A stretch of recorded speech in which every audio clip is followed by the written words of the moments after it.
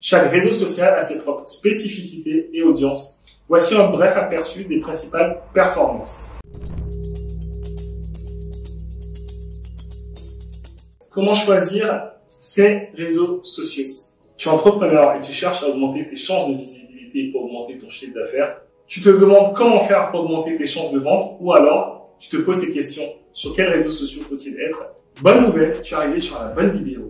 Aujourd'hui, je vais t'expliquer clairement comment choisir judicieusement tes réseaux sociaux pour étendre ta visibilité. On est parti.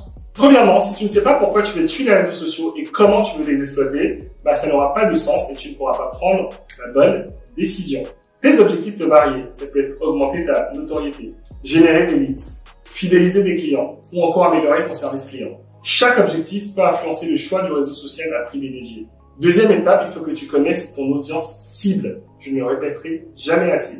Oui, il faut que tu connaisses ta cible et il faut que tu lui parles là où elle se trouve. Autrement dit, il faut que tu saches sur quels réseaux sociaux ta cible idéale est inscrite, mais surtout quels réseaux sociaux elle utilise au quotidien et sur laquelle elle est engagée. Et enfin, il faut que tu saches aussi quelles sont ses habitudes en termes de consommation de contenu.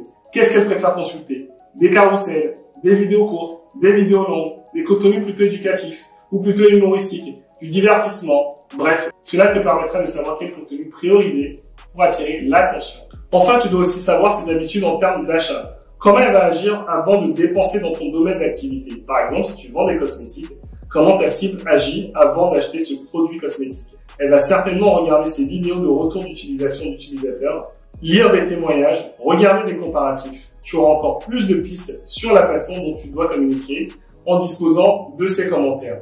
Troisième étape, il s'agit de connaître les différences entre les plateformes. Chaque réseau social a ses propres spécificités et audiences. Voici un bref aperçu des principales performances. Facebook, ou le réseau des vieux, non je rigole, c'est le réseau idéal pour une audience large et variée. On retrouve principalement des personnes nées avant les années 2000. Facebook convient bien pour les entreprises B2C, les événements et les communautés. Instagram, le réseau hype, je rigole encore. Il s'agit du réseau parfait pour les visuels percutants. Idéal pour les marques de mode, beauté et lifestyle. Instagram, c'est le réseau de l'image, du beau. L'avantage, c'est qu'on a le choix de plusieurs formats de contenu, les stories, les reels, ou encore des carousels, ou encore des lives. LinkedIn, le réseau pour les professionnels. Par ailleurs, je dirais qu'il est essentiel pour les entreprises B2B, pour les professionnels et les services. LinkedIn est d'ailleurs très utile pour le networking, le recrutement et le partage de contenu professionnel. X, de Elon Musk, anciennement Twitter, est efficace pour des mises à jour rapides et des actualités d'engagement direct. X est souvent utilisé par des journalistes, des influenceurs et des entreprises tech. TikTok, c'est un excellent moyen pour atteindre une audience jeune avec des vidéos courtes et créatives, idéales pour les défis, les tutoriels et tout ce qui est contenu viral.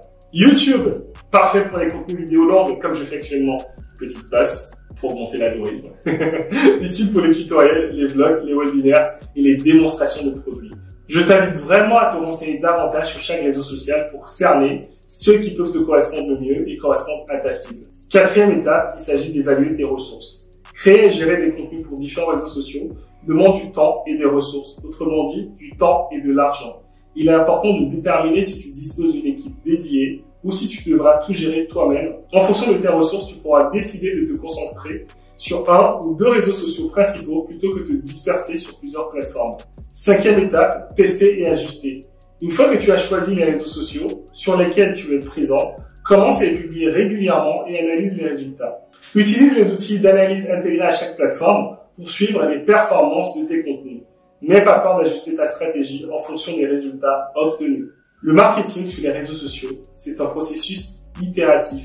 Teste, analyse et améliore continuellement tes approches pour atteindre les meilleurs résultats. Ce que tu dois retenir en suivant ces étapes, c'est que tu pourras choisir les réseaux sociaux les plus adaptés à ton entreprise et maximiser ta visibilité en ligne. Alors, prêt à conquérir les réseaux sociaux? Si ton objectif est de développer ta présence digitale, de vivre de ton activité, de devenir enfin visible aux yeux de tous, rejoins-moi sur nos différents réseaux sociaux, je donne des conseils applicables au quotidien. Si cette vidéo t'a plu, n'hésite pas à laisser un like ou un commentaire, à partager à quelqu'un que ça peut inspirer. Et pour plus de conseils, je t'invite à suivre ma chaîne YouTube, Steve Zoponou, chaque mois ton succès.